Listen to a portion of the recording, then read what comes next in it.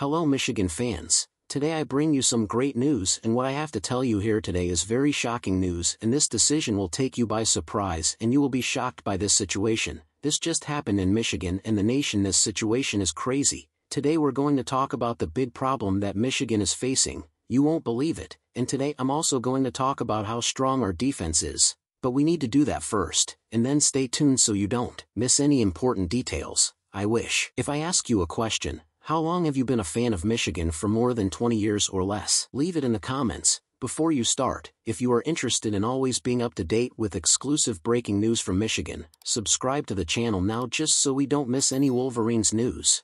Let's get started. Newly named Michigan defensive line coach Greg Scruggs was arrested just before 3 a.m. Saturday for operating a vehicle while intoxicated and has been suspended indefinitely by the program. Coach Sharon Moore called Scruggs' actions an unfortunate mistake for which he made no excuses. Scruggs took responsibility for his actions. Moore said in part, "The football program and athletics department have suspended Greg indefinitely while we review the details of the incident. This is the second time Scruggs has been arrested for an alcohol-related crime, and he was cited for drunk driving in 2011 while playing college football at Louisville and was immediately fired from the team." According to On3, and an OWI charge in Michigan carries penalties of up to 93 days in prison, a fine of $500 and license suspended for 6 months. Per ESPN, we have already started the year with great difficulties because we know the strength of Michigan, and I know that we will turn things around. Michigan sent its 6 best attackers in the 2023 season for the NFL combine, a success impressive for a program that prides itself on winning in the trenches,